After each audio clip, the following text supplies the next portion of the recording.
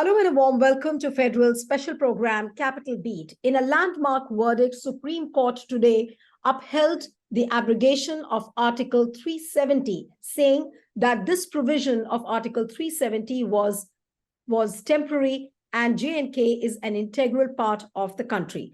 Apart from that, he also, the Justice D.Y. Chandrachud in his judgment also said that President can declare that Article 370 ceases to exist. He also said in the judgment that not every decision taken by the center on behalf of the state government can be a subject of legal scrutiny. Apart from that, the judgment has also directed the Election Commission to hold the elections in Jammu and Kashmir by 30th of September 2024.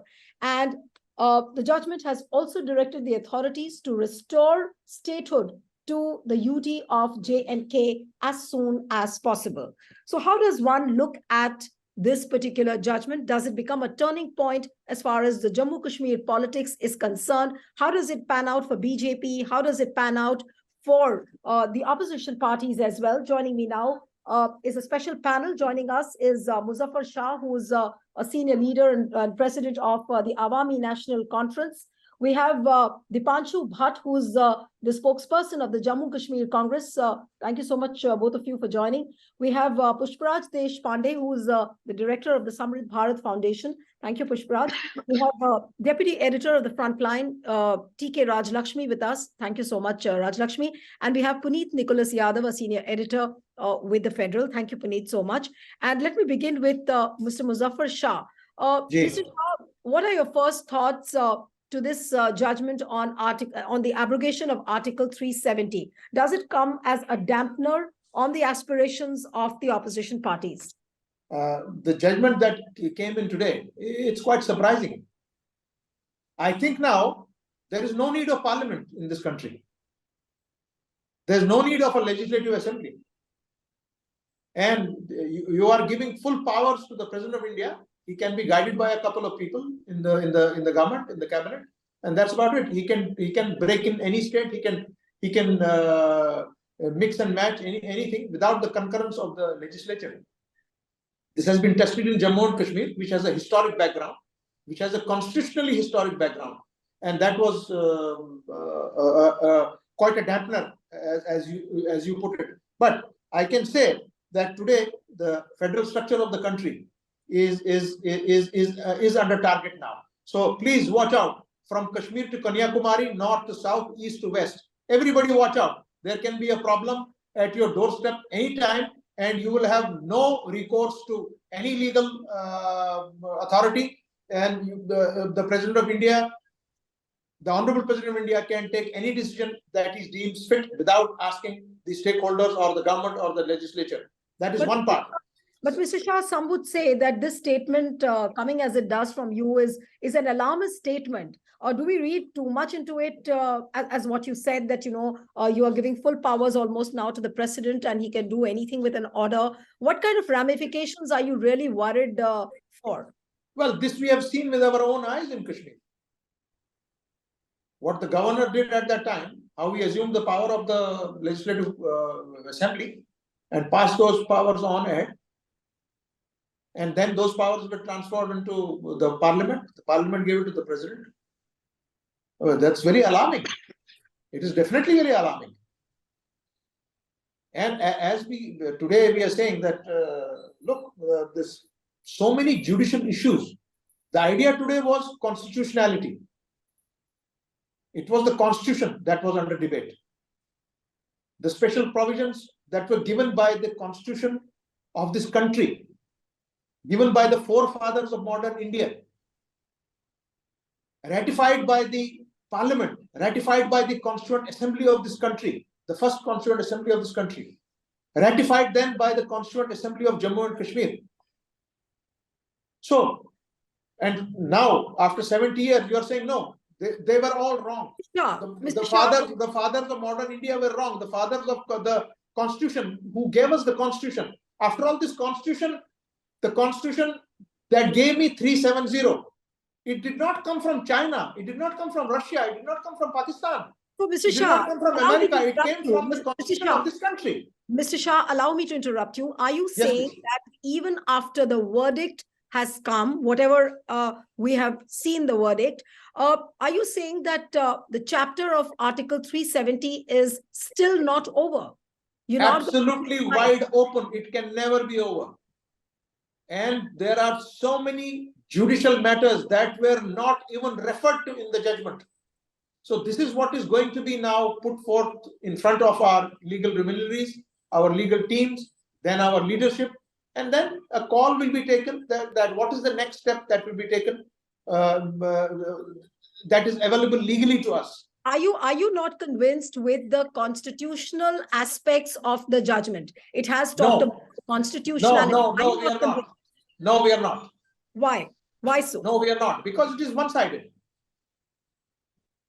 And I see. I don't want to be. But I when don't you want say to. one-sided, what does it mean? It hasn't taken into account the It has aspect. not taken into account the pleas that were taken by our legal teams. Nothing is there. There are lots of loopholes in this. That is why, I mean, as law-abiding citizens, and we are following the constitution of our own country. We are not doing anything outside the constitution of this country. It is inside the constitution. It is our country. It is. That's why I was saying the constitution of this country was given by the forefathers of modern India. They gave the constitution. Today we are challenging that order. Today we are challenging instrument of accession. So it's a very serious issue. And today we are saying that the president has all the powers. He will not even ask the legislative assemblies. He will not ask the governments. He can do whatever he likes. He can bypass the parliament. That's what I have understood as a student of political science. So it depends how we are going to look at it. And So as far as we are concerned, as far as constitutionality is concerned, we will take the next step after we sit with our legal teams. We sit are you in Kashmir. saying that your next step could be a review petition? Possible.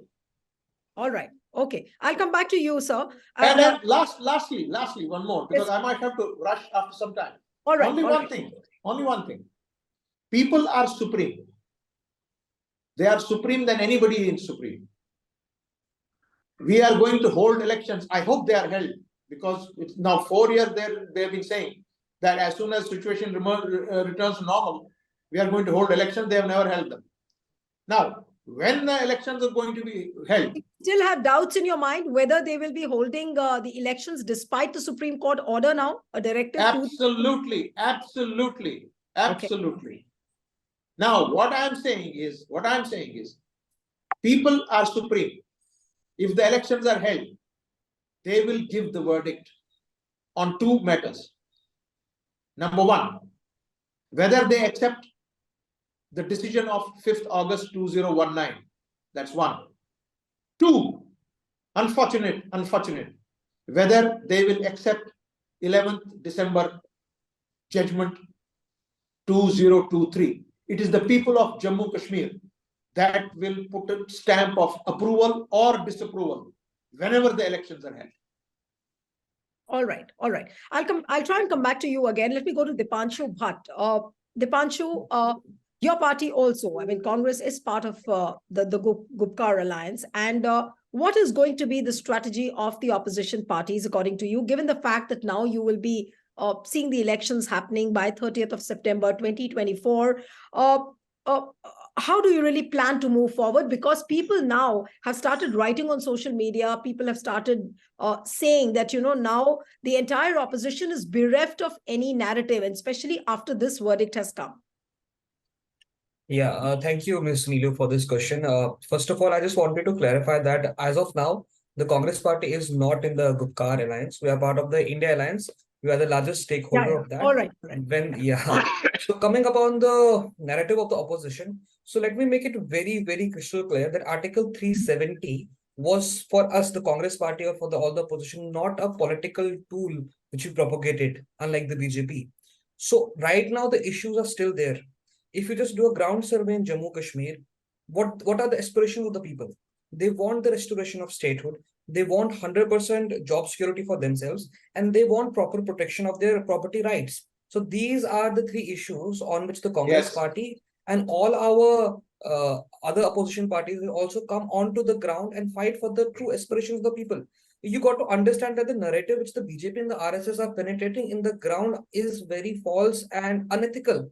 They are making a picture like after the application of Article 370, everything has gone for good, but that is completely opposite to the reality, to the situation which is on ground.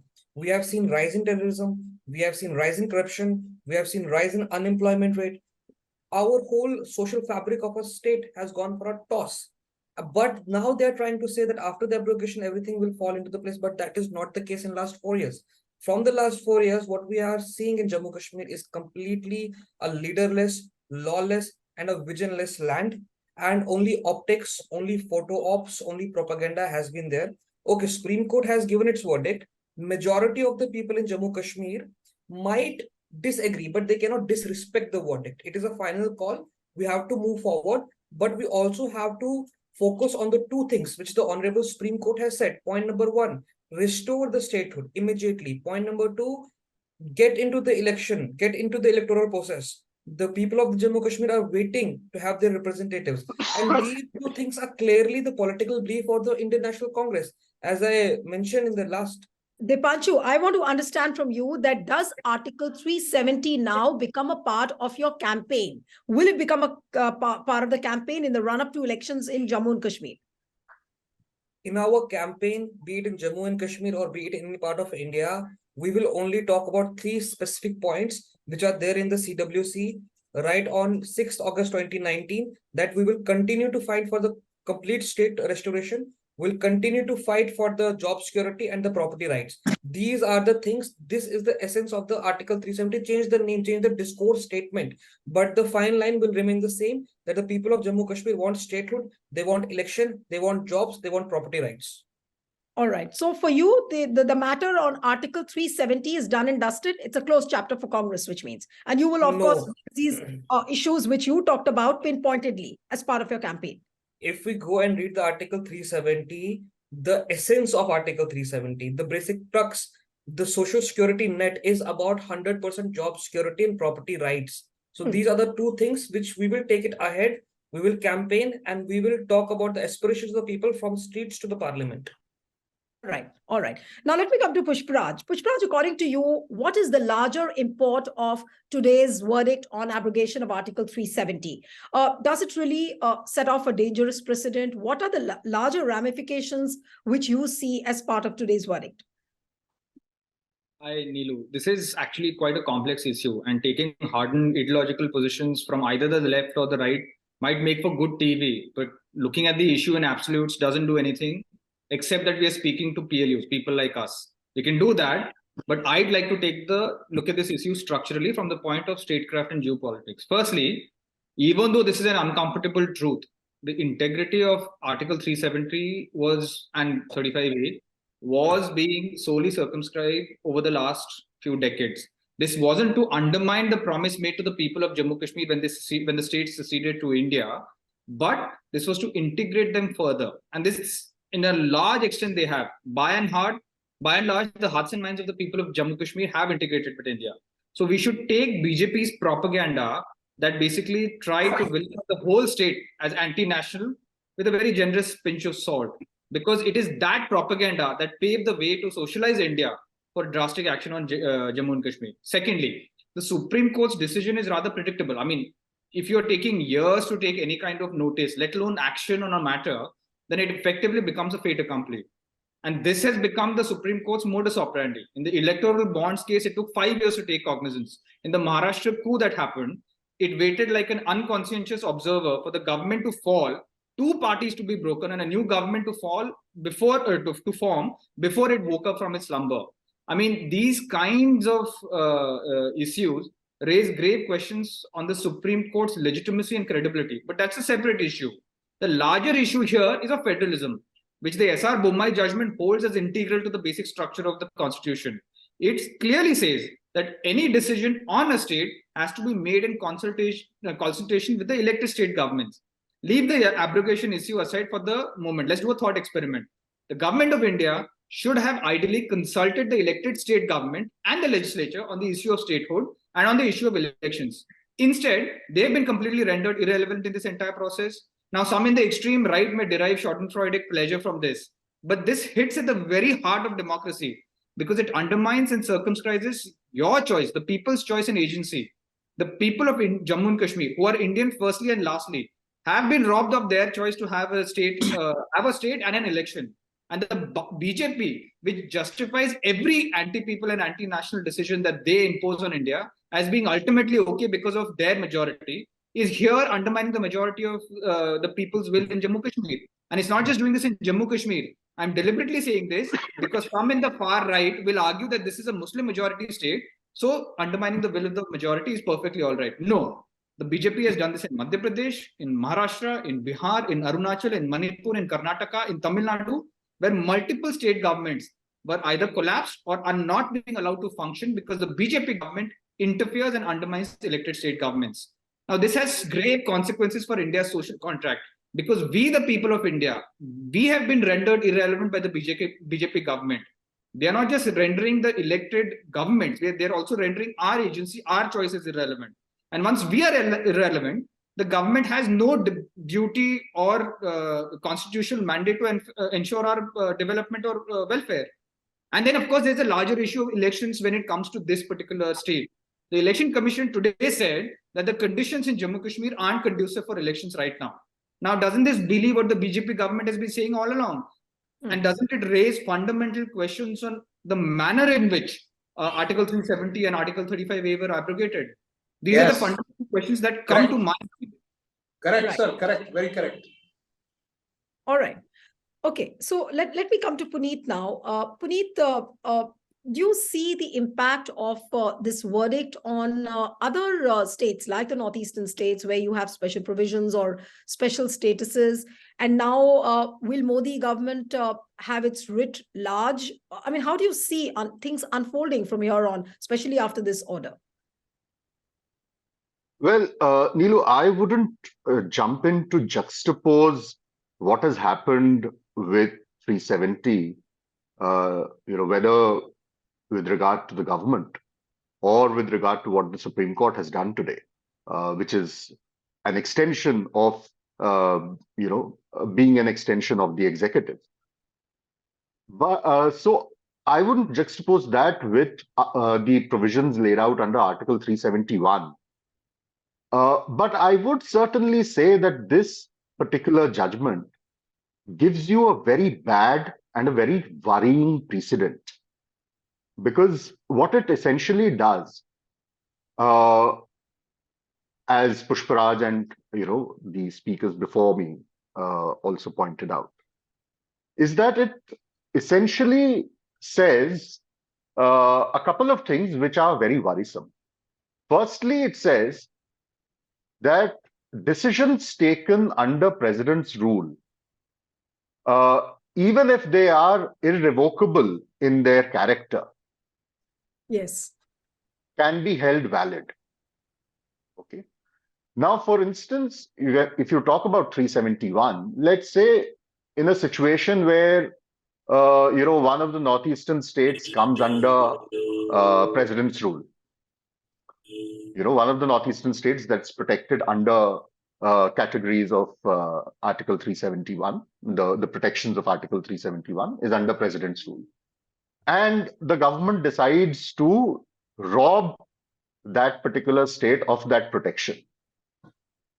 Will the Supreme Court or the other great commentators that we have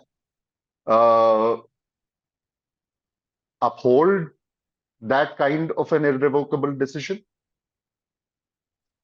So that is one primary question that comes to mind, which sets a very, very worrying precedent with this judgment. The other thing that I would say is that, we've seen this trend now as, again, as Pushparaj was also pointing out, that of the Supreme Court taking a certain view of things where you essentially hold something that has happened as not being proper, as not being valid, as being ultra vires of the law. And then, despite holding it ultra vires, you you say the final outcome is valid.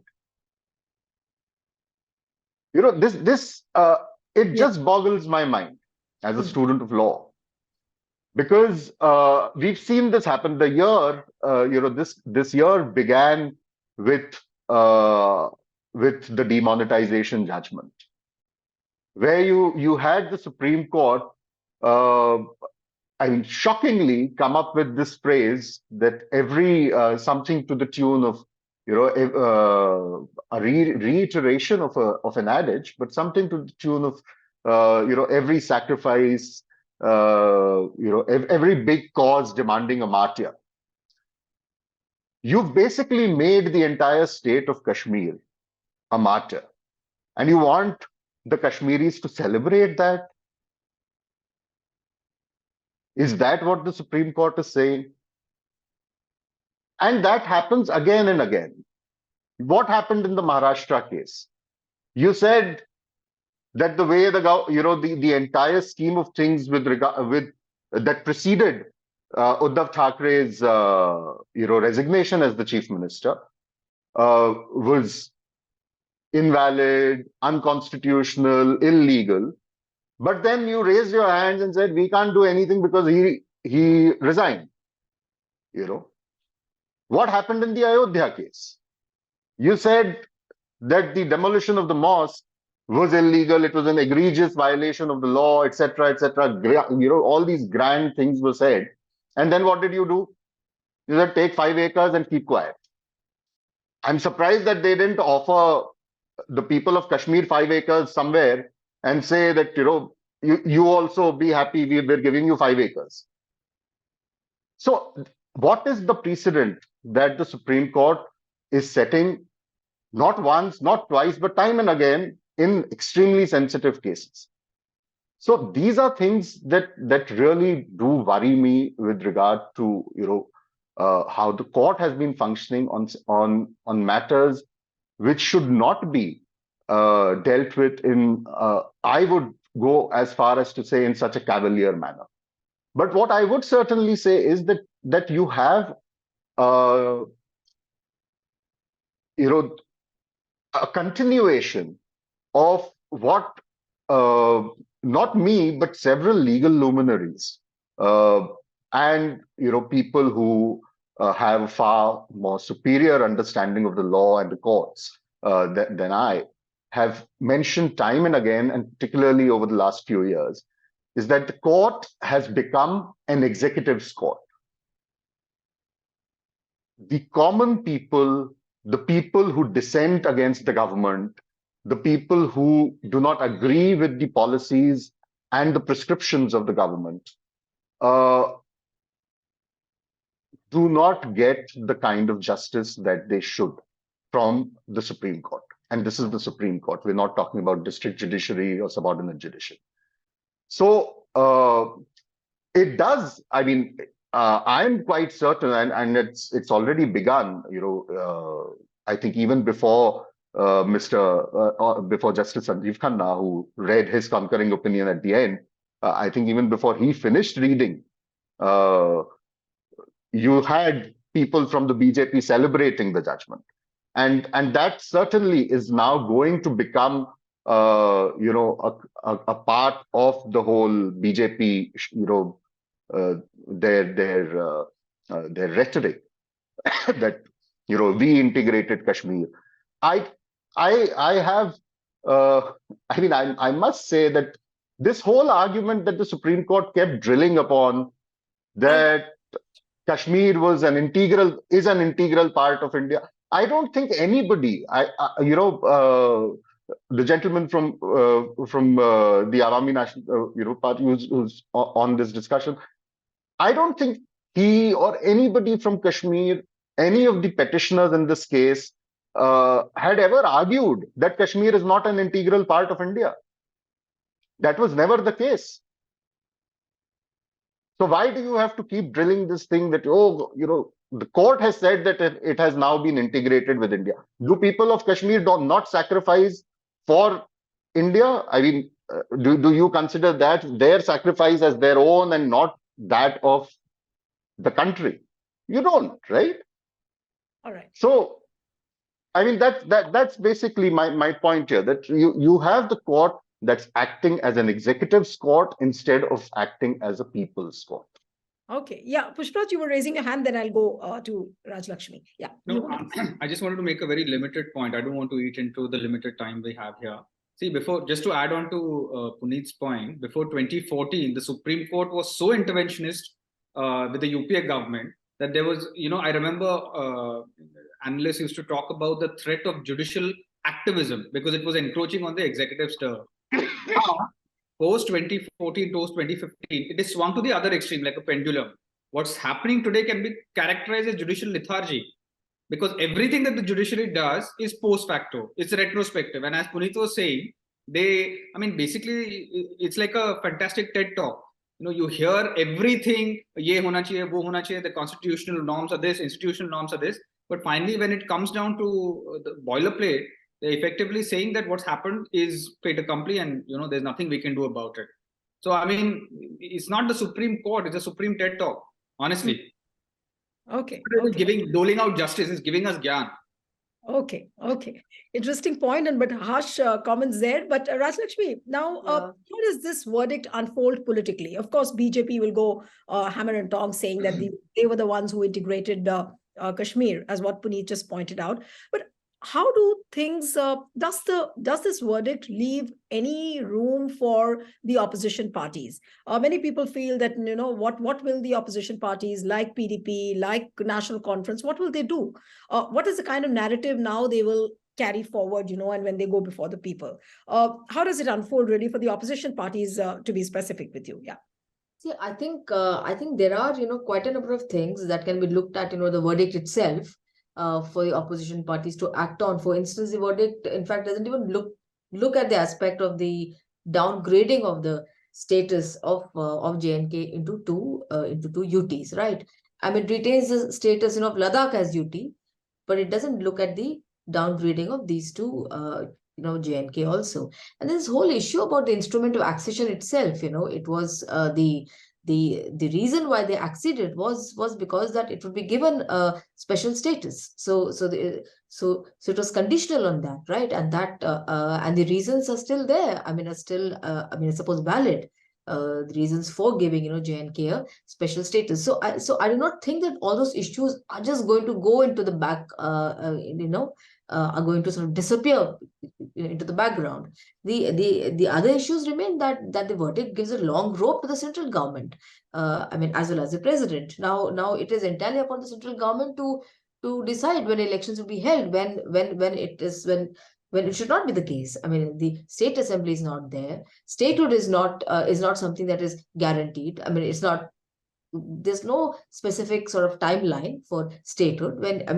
Okay. Let's assume that statehood, this happens, around maybe the end of the year or maybe early next year. But then the state assembly has to take a call, on several things. The elected state assembly, but everything is left, up in the air. Now the verdict says that the Solicitor General has assured statehood. So the whole issue of the downgrading of the status did not even be looked into. So there are certain problematic things here which will serve as political points for the opposition parties to talk about, and I do not even think that sort of paradise has been attained after the abrogation of Section 370. All those issues still sort of continue to be on the burner, and I do not think that the central government, which under which it comes now, has done in fact anything at all, whether it's in terms of reducing the number of militant attacks, or whether it's in terms of guaranteeing more sort of better economic opportunities to, because we are all told that the floodgates are going to open, and that everybody else is going to move to Jammu and Kashmir, etc., with to sort of invest or to do sort of various other things. But I do not think all those things have happened. But then they have their other side. The other side is also there, because the people, etc. How do they feel about this entire issue? And I think the opposition parties, they do have because all those issues still remain, right? For instance, unemployment still remains a huge burning issue in the area, and it's not gone, despite the abrogation, because everybody was told that that manna is going to sort of descend from the heavens once the abrogation happens. But we all knew that it was just a political tool for the BJP to campaign and this whole thing about integration with India.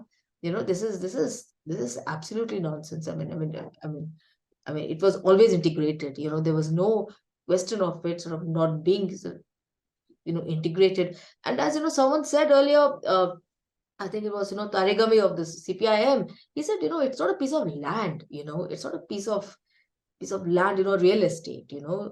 There are people there, and you have to deal with the sentiments of people there, which I don't think either the judgment does, or even the initial act of abrogating. So, 373 Rajlakshmi, are you saying that opposition has enough window to still put BJP on the mat despite having this verdict in hand as an ammunition that, look, politically they'll try and score brownie points, but if the opposition is able to hold the BJP government accountable on various other issues, so they still would have some window, they still would have some hope?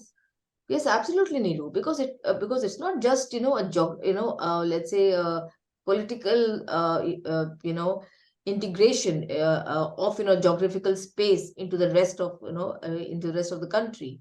So which is what was sort of placed before the people of this country in this entire campaign to abrogate Article 370. So the issues that were there, the economic discontent that was there, the political discontent that was there, and all along, parties were saying that a political solution has to be found to this. It can't be done by using central law, by the center, overarching powers of the center to sort of control. And this and by saying that Jammu and Kashmir is like any other state in India, you also remove, in fact, what Puneet was sort of referring to, earlier, the special status so given to the northeastern states under Article 371. You're even removing that from them, So I mean, I really do not know, what kind of a message, political message itself that the BJP has sought to sort of convey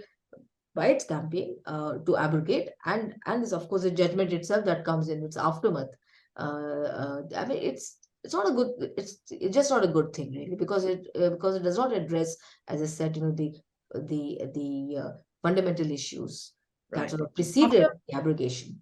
After the verdict came today, Mehbooba Mufti, in fact, said that she's disheartened but not hopeless, and she's ready for a long haul. So who knows, in the days to come, if they are able to hold the BJP accountable, things could turn in favor of the opposition. But for now, the verdict has come, and I'm sure people will continue to dissect this verdict as to what it unfolds for the Indian democracy. Thank you so much. I'll have to end it here. Dipanshu, thank you so much. Puneet, Pushparaj, Rajlakshmi, thank you so much for joining.